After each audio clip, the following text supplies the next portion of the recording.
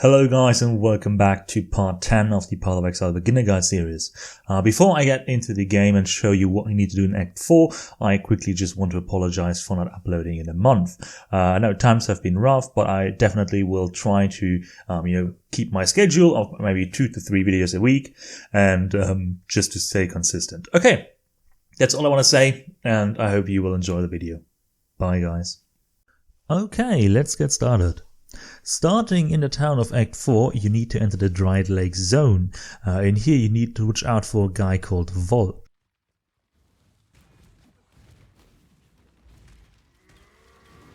He will drop a banner if you kill him, and also make sure to grab the nearby crafting recipe as well. After we got the banner, we can travel back to Highgate, where we can then remove Deshret's seal that currently blocks the entrance to the mines. Also make sure to talk to Oyon, who will offer you a variety of different skill gems as a reward.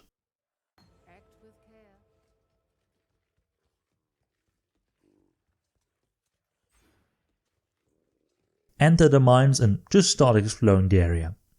In the mines you will find sulfite nodes in form of yellow patches that you can click on. Sulfite is a resource that you need to explore the Endless Mine, also called Delve. This is like Einhar, who we met previously, in the League mechanic. Don't worry if you don't know what that is yet, I will make a video about it in the future. Before we can advance though to the next level, we need to find Deshret's spirit and release it by simply clicking on it.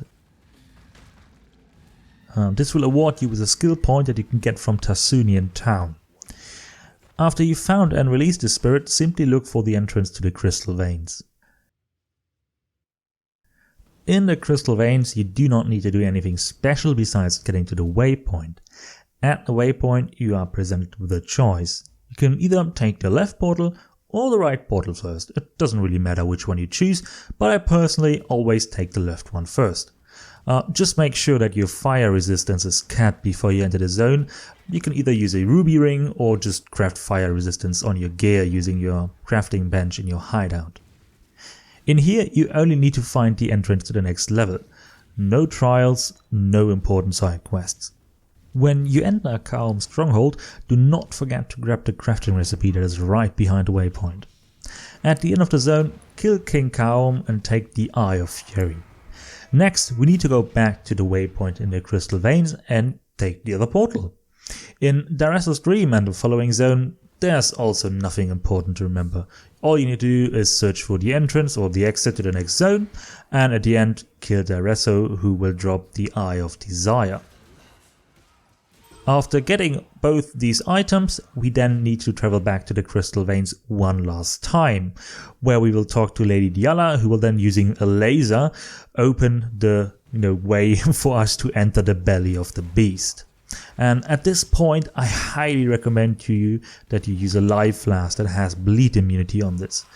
The way you can acquire this is simply by grabbing a life flask, preferably one with high item level, making it magic using an Orb of Transmutation, and then using Orb of Alterations on it until you have the suffix that gives you bleed immunity when you use the flasks. This is because a lot of monsters in the next zone will cause bleeding and it will just make your life a lot easier. In the belly of the beast, look for the entrance to level 2. In here you need to find Piety, who we are going to fight. The fight itself is rather easy. You simply shouldn't stand in the red storms, and you also shouldn't get hit by the rotating beam. And you probably shouldn't also go near here unless you have really good high physical damage mitigation, because auto attacks deal a lot of damage. After defeating her, grab the recipe before entering the Harvest Zone.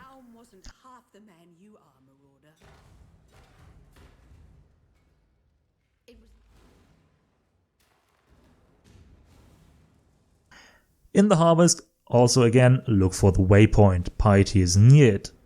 After grabbing it, you can either go to the top or the lower part of the zone. I always choose the lower part. In the zone, you need to fight 3 mini bosses in here. Now, in what order you kill each boss doesn't matter at all.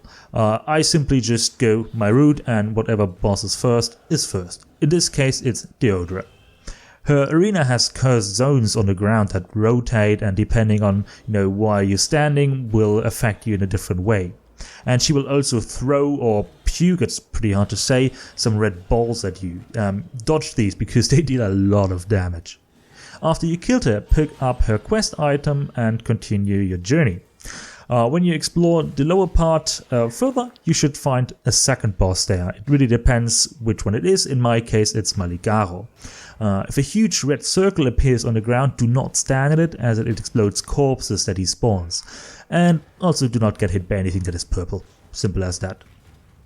After you killed him, pick up the quest item that he drops as well. And the last boss, in my case it's Chevron, is in the top part of the zone. She deals a lot of lightning damage, and simply dodge all the balls she throws at you, and don't stand in the AoE zones with the book in the middle, and you should be fine.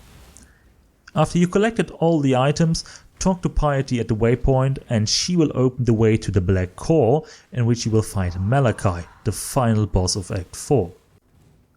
In the first phase, you need to kill Piety again when Malachi is shielded, and the fight will continue in the Black Heart once Piety is done for.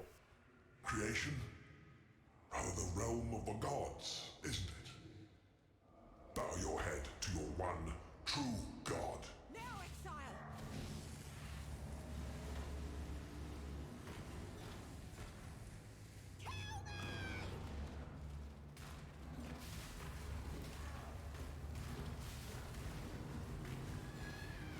What? Now, Exile!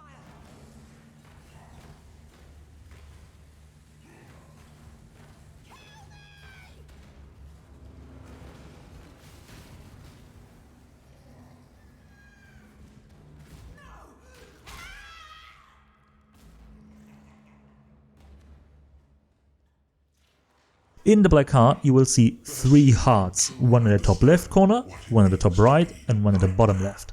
As you damage Malachi, he will teleport to a heart and do something with it, I don't know what, but he's then gaining a shield that only goes away if you kill the heart. This process will be repeated until all the hearts are destroyed. You are then able to kill Malachi for good. After killing Malachi, use either a portal or a portal scroll to travel back to Highgate and grab your skill gem reward from Diala. We are now going to enter the Ascent zone. All you need to do here is to find the resonator thing at the end. You will need to activate it by flicking the lever. On the way there you should also have grabbed the crafting recipe that is pretty much impossible to miss. Clicking on the portal will then teleport you to the Slave Pen zone, at the end of which you will find the entrance to the town of Act 5. And that was Act 4, pretty easy, right? Now, if you're interested in the Endless Stealth mechanic, Endless Mine, don't worry, I will make a separate video about it explaining all the things that you need to know as a beginner. See you in the next one, guys.